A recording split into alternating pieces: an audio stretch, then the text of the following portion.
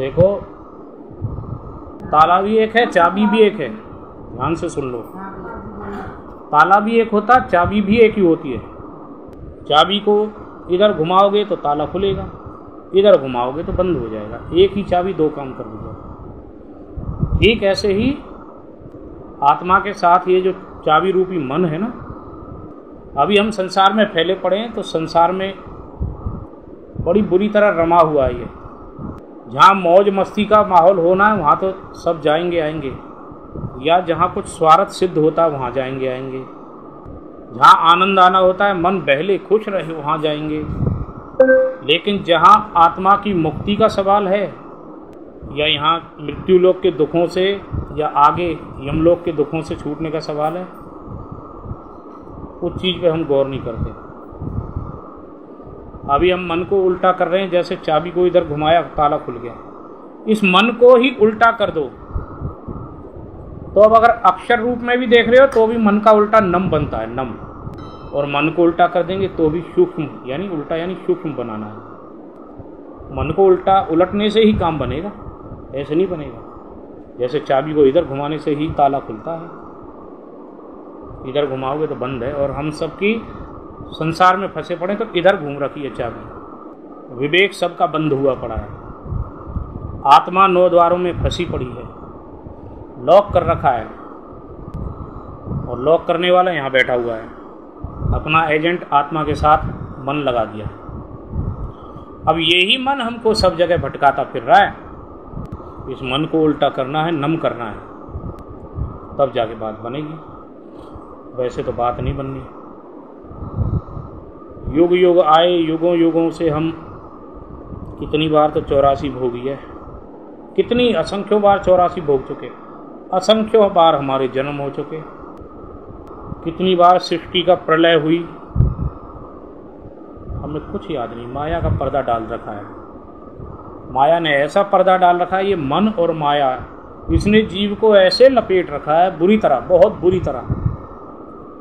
निकलने का सिर्फ एक मार्ग है, यहाँ से रास्ता है, यहाँ से रास्ता है, वो भी टिकटिकी लगा के बड़ा गौर से ध्यान करने पे। संत कहते हैं एक क्षण भी अगर यहाँ ध्यान पक्का लग जाए ना हमारा, 1 मिनट भी यहाँ पे ध्यान टिकाना मुश्किल है। ये अभ्यास से बनेगा। जब निरंतर ध्यान यहाँ टिकना शुरू हो जाएगा ना, तब हमारे पटल खुलने शुरू होंगे। यही अभ्यास करना है कि मन को यहाँ लाना है, ख्याल को एक जगह एकाग्रित करने का अभ्यास करना है। आप कहते हो ध्यान करना है, ध्यान कर रहे हैं हम, ध्यान में बैठे। किसका ध्यान करते हो भाई? हम पूछ रहे हैं आप सबसे, क्या ध्यान करते हो बताना जरा।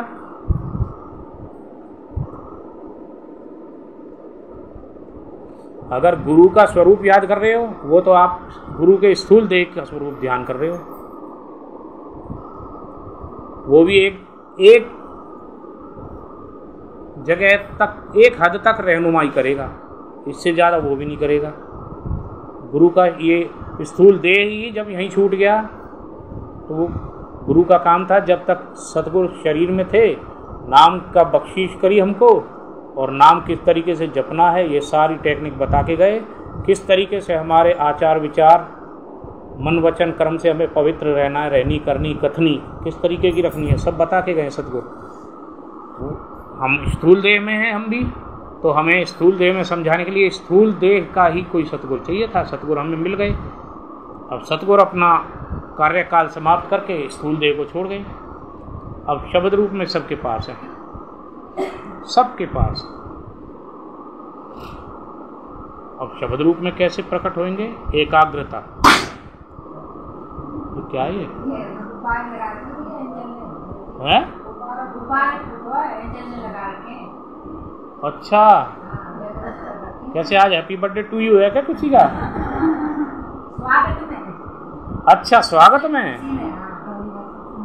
एंजल। मैंने समझा एंजल का बर्थडे है आज। बहुत अच्छे। तो हम कहाँ थे? मन को संभालो और माया, इन दो ने हमें लपेट रखा है। काल तो यहाँ पे बैठा ही है त्रिकुटी में, और दयाल भी त्रिकुटी में ही सहायता करने को बैठा है, और हमें भी त्रिकुटी में ही जाना है। त्रिवेणी धारा बहे आगे गंगा एक, ठीक है ना। बिंदी क्यों लगाती हैं स्त्रियां, बहनें, माताएं बहनें क्यों लगाती हैं?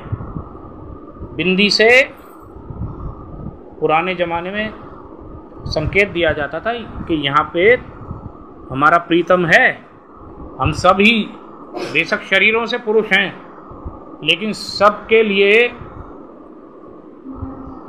जो पुराना लॉजिक था वो क्या था कि यहाँ के द्वारा ख्याल को एकाग्रित करने से ही हम अपने पति परमेश्वर परमात्मा से मिल सकेंगे, अन्यथा नहीं मिल सकते।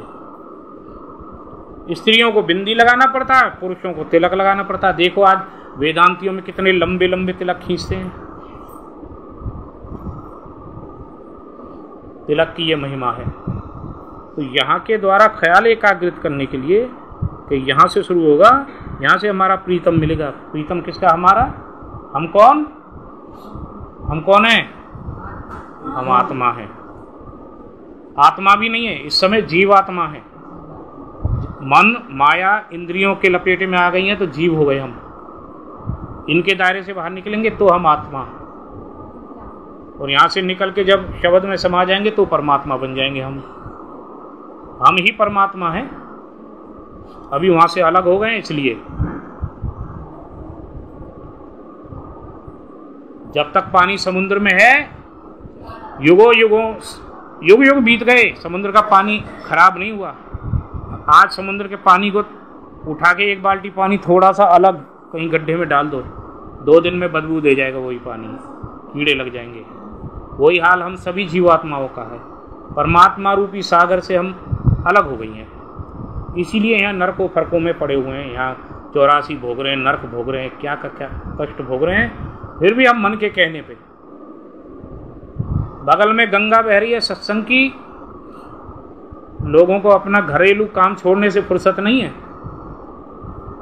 ठीक है, मत छोड़ो।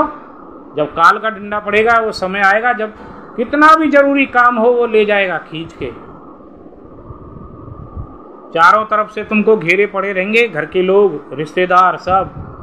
बीच में से काल कराल कब ले गया पता भी नहीं चलेगा। कितना भी जरूरी काम रुक रहा हो तुम्हारा, वो नहीं देखेगा। इसलिए अभी चेत जाओ सब तो अच्छा है। आप लोग ये सब सुन रहे हो, आगे सब तक पहुंचाना और आगे तक पहुंचाना ये वाणी। हम भी जो ये बोल रहे हैं संतों महात्माओं की वाणी है, वरना हम जैसे मूर्ख होके पल्ले नहीं है कुछ भी, हमारे पास कुछ नहीं है। संतों महात्माओं की ही वाणी आप सबको सुना रहे हैं। हमें बचना है, इस काल से बचना है। काल के एजेंट जो सब जीवों के साथ छोड़ रखा है, मन से बचना है, माया से बचना है। जो कुछ हम आंखों से देख रहे हैं, जो कुछ सुन रहे हैं, जो खा रहे हैं, जो पहन रहे हैं, जो ओढ़ रहे हैं, जिस पे बैठे हैं, सब माया है। और हम माया को ही मनाने पे लगे हुए हैं। अब आने वाले नवरात्रे देखना 9 दिन तक कैसे करेंगी माताएं बहनें। उस कर्मकांड को करने के लिए बतेरा टाइम निकालेंगी। और हम लोग पूछते हैं हम आपसे, नवरात्रे हैं किस लिए मनाए जाते हैं? 9 ही क्यों मना जाते हैं? 10 क्यों नहीं है? ये बताओ जरा कोई। 9 देवियां ऐसी है। 9 देवियां। अब उन 9 देवियों के नाम बताओ जरा। पहले दिन कौन सी देवी का व्रत रखते हो, दूसरे दिन कौन सी का, तीसरे दिन कौन सी का, नाम बताओ जरा। ये भी माया के एक प्रभाव है, जो जिसको पूरे 9 देवियों के नाम न पता। चलो आज इससे भी पर्दा हटाते हैं। देखो 9 देवियों के नाम तुम्हारे, पहली है शैलपुत्री, दूसरी है ब्रह्मचारिणी, तीसरी है चंद्रघंटा, चौथी है कुष्मांडवी, 5वीं है स्कंद माता, 6ठी है कात्यायनी देवी, 7वीं है कालरात्रि, 8वीं है गौरी और 9वीं है सतीदात्री। ये 9 देवियों के व्रत करते हो, लेकिन ये जीव को फंसाने के लिए ही है। अपने लोगों में आपको सुख दे देंगी, आपका थोड़ा भाग्य अच्छा कर देंगी, जहाँ तक इनकी पावर है आपको सुख सुविधा दे देंगी। वो भी तब जब इनकी भक्ति ऐसी करोगे जैसी श्रीधर पंडित जी ने की थी, जैसी ध्यानु भगत ने की थी, ऐसी भक्ति करोगे तो बात बनेगी। इनकी भी कृपा तभी प्राप्त करोगे, नहीं तो नहीं करोगे। आप क्या सोचते हो ये थोड़ी सी कटोरी में धूप कपूर जला के और खुश कर दोगे? कर्मों से, हमारे कर्मों से, आचरणों से खुश होएगी वो भी, ऐसे नहीं खुश होएगी। वरना आपको दबोच ही रखा है माया ने, सबको दबोच रखा है।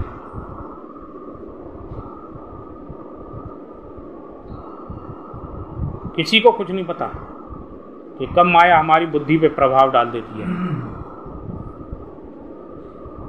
अब ये माया का ही तो प्रभाव है। यहाँ सत्संग का मतलब क्या है? सत्य का संग।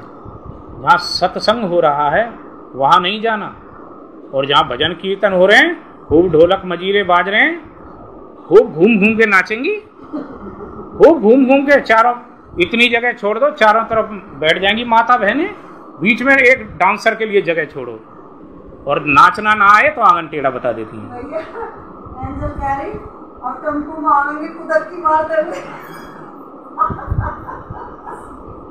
जब हमको दिखता था ऐसे, हम देहाती एरियो में गए हैं, वहाँ हमने देखी हैं बहनों के कीर्तन वीर्तन कैसे होते हैं। ऐसे अपनी साड़ी को थोड़ी ऊपर कर करके उछल उछल के नाचती हैं। ये क्या, ये तरीके हैं? ये कोई ऐसे माता खुश हो रही है? ये तो वो कीर्तन मंडली वाले ले जाएंगे तुमसे ठग ठग के 8-10 हज़ार रुपये। जहाँ मन पे कोई प्रभाव ही ना पड़ा हो जिस भजन कीर्तन से, वो भजन कीर्तन किस काम का? सत्संग में आपको एक एक सीख मिलती है, एक एक चीज़ सही बताई जाती है। हमें अपने कर्म किस तरीके से सुधारने हैं, हमें अपनी रहनी किस तरीके की रखनी है, करनी किस तरीके की रखनी है, मन वचन कर्म से किस तरीके से पवित्र रहना है। ये सब चीज़ें सत्संग में बताए जाते हैं। कीर्तनों में तो तुम्हारे मनोरंजन होता है बस, इससे ज़्यादा कुछ नहीं है। पैसा भी बर्बाद होता है और मनोरंजन भी होता है।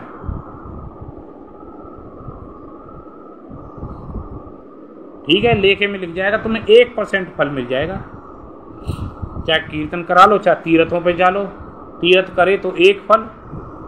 इससे ज़्यादा तो अब ये सारी साथ संगत आई है, इनके दर्शन कर लो। इस सब में सब ऐसे हैं, कोई सब भजन करते हैं, बस ये कोई थोड़ा कोई ज़्यादा, कोई थोड़ा कोई ज़्यादा, लेकिन इनके दर्शन निष्फल नहीं होंगे। तुम 68 तीर्थ कर लो पूरे देश में, 1 फल की प्राप्ति मिलेगी। कबीर साहब कह के गए हैं। कबीर साहब कौन से हैं? इस फोटो में देख लो, सबसे ऊपर, उस सबसे उधर वाली फोटो कबीर साहब की। कह के गए हैं स्पष्ट, तीर्थ करे तो 1 फल, संत मिले फल 4। अब यहाँ ये सब भजन बंदगी करने वाले संत हैं, ये संत भगत हैं सब। हम भी संत भगत हैं। अब आप कहोगे अपने मुंह से तारीफ कर रहे हैं, क्यों? संतों की शरण में बैठे, देखो गुरु की शरण में बैठे गुरुओं की, तो संत भगत तो हो ही गए। इनके दर्शन से 4 गुणों की फालती, 4 गुणों की प्राप्ति होगी, 4 प्रकार के फल। और गुरु बना लो जीवन में तो अनलिमिटेड फल। गुरु मिले तो अनेक फल, कहे कबीर विचार। तीर्थ करे तो 1 फल, संत मिले फल 4। गुरु मिले तो अनेक फल, कहे कबीर विचार। आप कहोगे कीर्तन वीर्तन वालों की निंदा कर रहा है। निंदा नहीं कर रहा, लेकिन आप खुद ही बताओ, आपको कुछ मिला वहाँ कीर्तन में से? सिवाय मनोरंजन के खूब हंसती हुई निकलती हैं माताएं बहनें। मनोरंजन हो गया, गीत गाए, नाचे कूदे, बस चल दिए। इस मन को ही बहलाने के चक्कर में युग युग बीत गए, ये मन नहीं बहला, और फिर भी हम इसी के पीछे लग रहे हैं।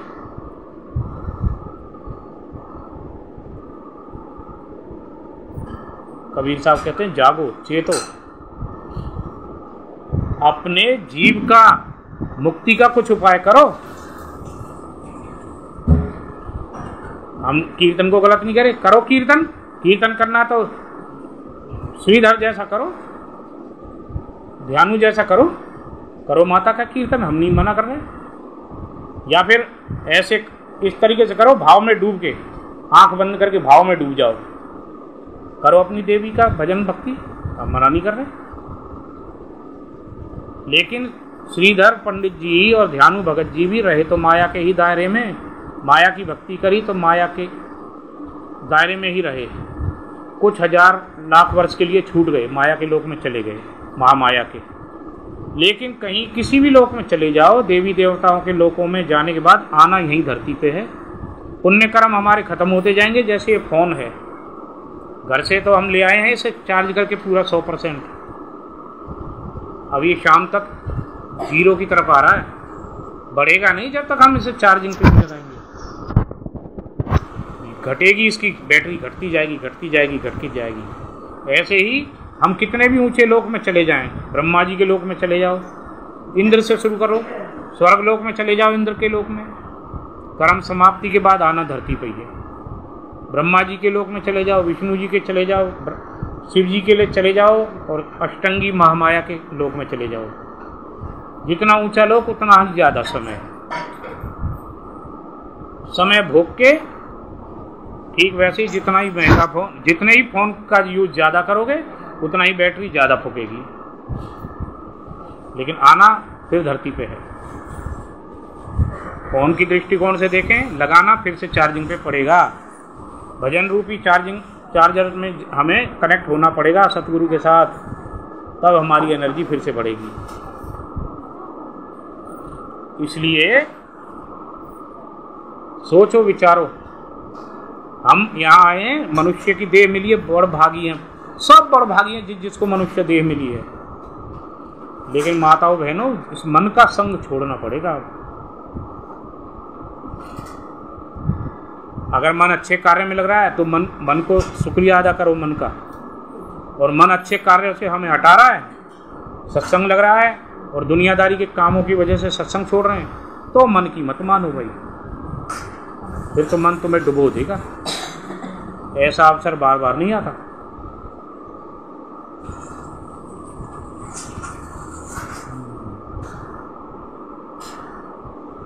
इसलिए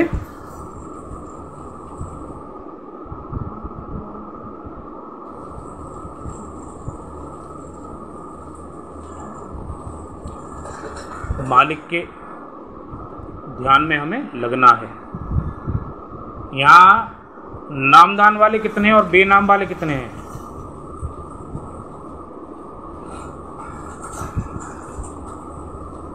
बेनाम वाले गिनना।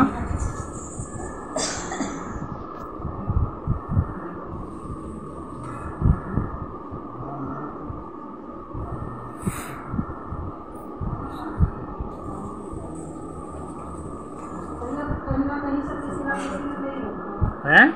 कहीं ना कहीं से किसी न किसी ने ले रखा, चाहे किसी पंडित से ले रखा, चाहे किसी साधु संत से ले रखा, चाहे परम संत से ले रखा, सब इधर है।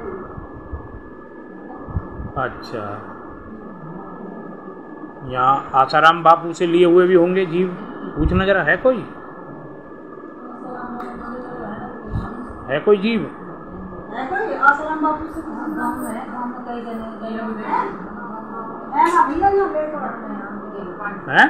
अच्छा, है ना, यहाँ गांव में ले रखे हैं। और धन सतगुरु वाले भी होंगे।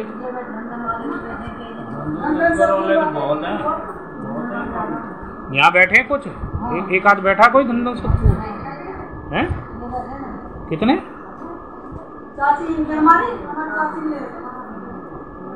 अच्छा, और भी कोई है जिन्होंने ले रखा है? कितने जने हैं, गिन के बताओ। धन सतगुरु वाले यहाँ पे प्रेजेंट?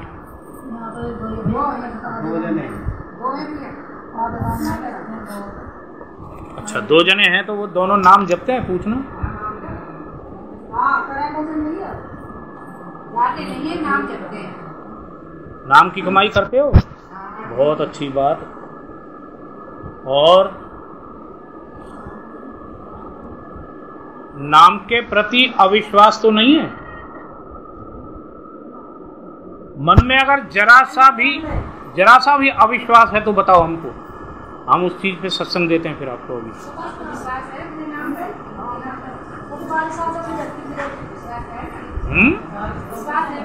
मौसम हो रहा बारिश का, हो रहा क्या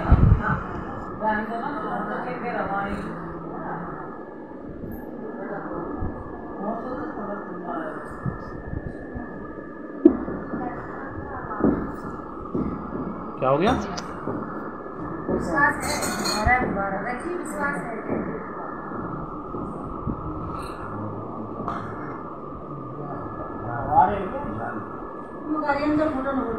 हैं? आ जाएगी तो लगा देंगे। कौन है ऊपर?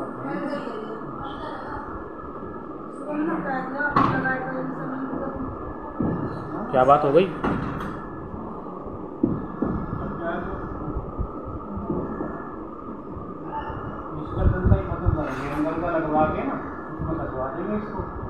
पर्दे को हटवा ही दो भैया, अभी खुलवा दो। खुलवा दिया पर्दा? सही है। हाँ, मैं पूछ रहा था जो धन धन सतगुरु वाले हैं उनको नाम पे कहीं मन के किसी भी कोने में कुछ अविश्वास तो नहीं है? नहीं है ना? फिर ठीक है। निसंकोच होके नाम की कमाई करनी है, ठीक है।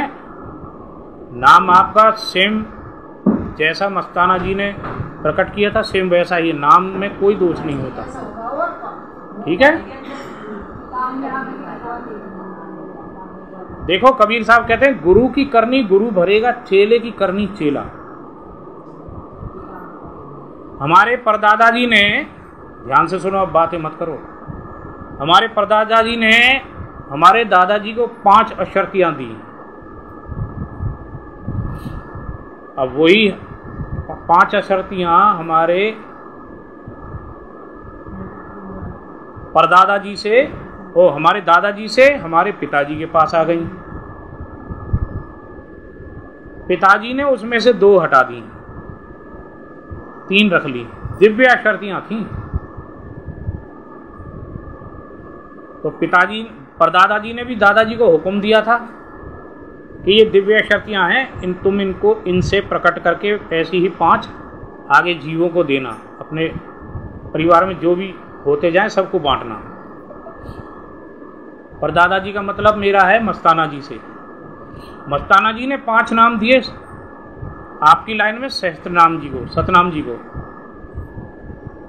अब वही 5 नाम दे दिए तो आपके तो दादा गुरु हो गए सतनाम जी महाराज। वही 5 नाम उन्होंने दे दिए आपके गुरु को और हुक्म दिया इन्हें आगे बांटना। हुक्म दिया है तभी तो वो गद्दी पे बैठे थे, हुक्म से, बिना हुक्म के तो नहीं बैठे होंगे, ठीक है। हुक्म दिया तो राम रहीम जी गद्दी पे बैठे। अब उन्होंने 5 नाम में से 3 क्यों कर दिए ये हम नहीं जानते, ये सतगुरु जाने, उसकी मौज है। लेकिन वो 3 भी उन्होंने जो दिए हैं अपने गुरु के हुक्म से ही दिए हैं। तो आपको वो नाम पूरी ताकत देंगे। ये नहीं कि नाम खंडित हो गए, नाम खंडित नहीं होते। पूर्ण परमात्मा के नाम हैं वो 5, लेकिन आपके पास 3 हैं तो उस 3 की ही कमाई करो। जिस प्रकार परदादा जी ने सोने की 5 अशर्तियाँ दादा को दी, दादा ने पिताजी को दी। पिताजी ने कुछ ऐसा कर दिया कि पिताजी किसी अपराधवश जेल चले गए, तो क्या वो सोने की अशर्तियाँ चलेंगी नहीं बाजार में उसी कीमत पे, बल्कि अगर सोने का भाव बढ़ गया तो बढ़े हुए भाव से ही चलेंगी। इसलिए नाम में कभी कोई दोष मत देखना। अब रही गुरु की बात, कोई बात नहीं, गुरु की करनी गुरु भरेगा, चेले की करनी चेला। हम गुरु पे उंगली उठाते हैं तो हम दोषी हो जाएंगे। गुरु जी ने जैसा किया है वो या उनका प्रारब्ध मान लो या वर्तमान जो इनका जो क्रियामान प्रारब्ध है वो मान लो, कोई बात नहीं। लेकिन किसी भी शिष्य को किसी भी गुरु ने कोई गलत शिक्षा नहीं दी होगी। बता दो एक भी, चाहे आसाराम हो चाहे राम रहीम हो, कोई भी बता दो, अपने किसी भी शिष्य को कोई गलत शिक्षा दी कि तुम दारू पीना, तुम बीड़ी पीना, तुम माताओं बहनों को बुरी नज़र से तकना, ये सब किसी को कहा? कभी नहीं कहा होगा। इसलिए गुरु की करनी गुरु भरेंगे, चेले की करनी चेला। आप शिष्य हो, चेले हो, तो चेले बन के गुरु पे उंगली मत उठाओ। परमात्मा देखेगा, परमात्मा लेखा जोखा है। ध्यान रखना, गुरु और शिष्य में पहला दाता शिष्य ही होता है। गुरु को शिष्य दाता मत समझना। कबीर साहब कहते हैं, पहले दाता शिष्य भया, जिन तन मन अर्पा शीश, पाछे दाता गुरु भये, जिन नाम दिया बख्शीश, नाम दिया बख्शीश। पहले तो दाता शिष्य ही है, जिसने आंख बंद करके अपना जीवन, अपना सब कुछ समर्पित कर दिया गुरु को। वो क्या जाने गुरु अंदर से पूरा है कि नहीं। शिष्य ने अपना तन मन अर्प दिया, शीश अर्प दिया, फिर उसके बाद कृपा करिए गुरु ने जो नाम बख्शीश दिया उसको। इसलिए पहला दाता शिष्य है, कबीर साहब के वचन हैं ये। इसलिए आप लोग का कोई कायदा नहीं बनता, आप कोई भी गुरु पे उंगली उठाओ मत उठाओ।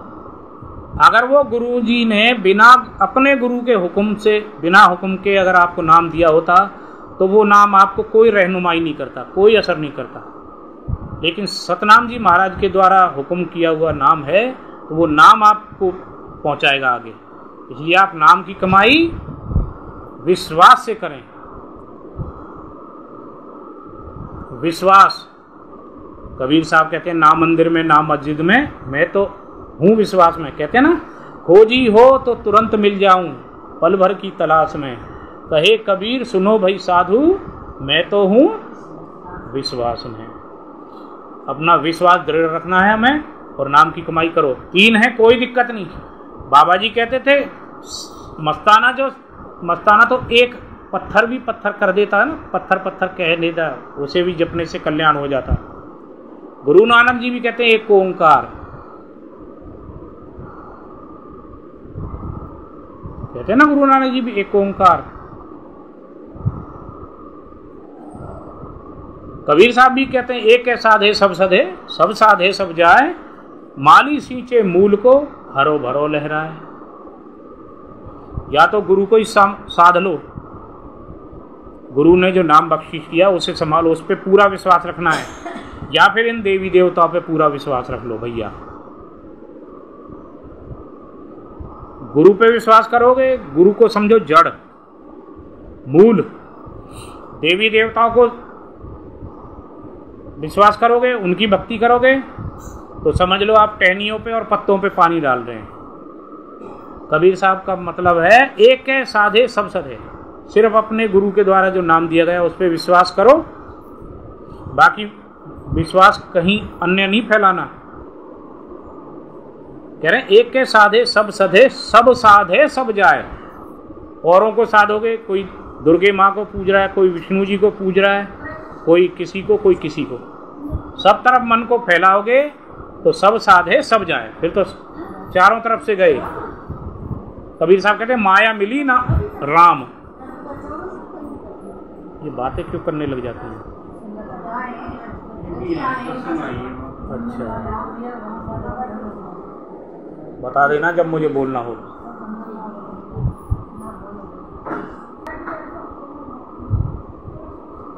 वीर भैया संकेत कर देना जब बोलना हो।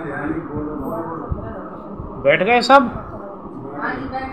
अब तो बातें नहीं होंगी, पूरा ध्यान इधर एकाग्रित करो बातों प्रवचनों पे। तो क्या कह रहे हैं कबीर साहब? एक के साधे सब सधे, एक नाम को साध लो बस, फिर वही बात।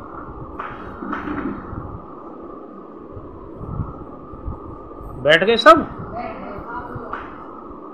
तो एक के साधे सब सधे, सब साधे सब जाए। चारों तरफ मन को फैलाओगे, देवी देवताओं में, व्रतों में, तीर्थों में, पूजा पाठों में, इस तरीके से मन को चारों तरफ फैलाओगे तो फिर बात नहीं बनेगी। अब क्या उदाहरण दे रहे हैं? कह रहे हैं जैसे माली सींचे मूल को हरो भरो ले रहा है। आप सिर्फ नाम को ही सुमर लो, जैसे माली नीचे जड़ में पानी देता पेड़ के, पत्ते टहनियाँ सब अपने आप ही हरे भरे हो जाते हैं। ऐसे ही आप सिर्फ नाम की तरफ ध्यान दो, नाम की कमाई करनी है। बाकी हाथी के पाँव में सबका पाँव। पूर्ण भक्ति आपने कर ली, नाम की कमाई कर ली, उसी में आपके सब देवी देवताओं की भक्ति स्वीकार हो जाएगी, सबकी स्वीकार हो जाएगी। लेकिन अगर आप पत्तों को पानी दोगे, टहनियों को पानी दोगे, तो भैया पेड़ ही नहीं पनपेगा। पत्ते टहनियाँ क्या पनपेंगे? पेड़ ही नहीं पनपेगा। इसलिए मूल में जल देना है, पानी, ऊपर पत्तियों में नहीं।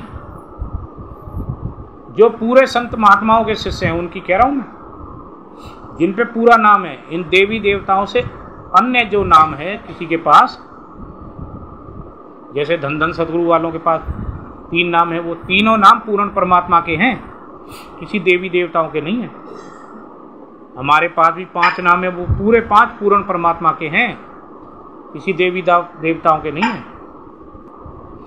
ऐसे ही राधा स्वामी वालों पे जो नाम है, या कोई सिख साहिबान बैठे हुए हैं जिन्होंने अमृत भी छका है, वो भी पूरे गुरु नानक जी की 10 बादशाहियों के सबके द्वारा दिया हुआ छका अमृत है।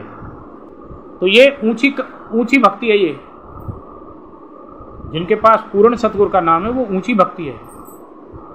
और जिनके पास देवी देवताओं तक की भक्ति आप करना चाहते हो तो आंखों के नीचे नीचे की भक्ति मिलेगी, ऊपर की नहीं मिल सकती।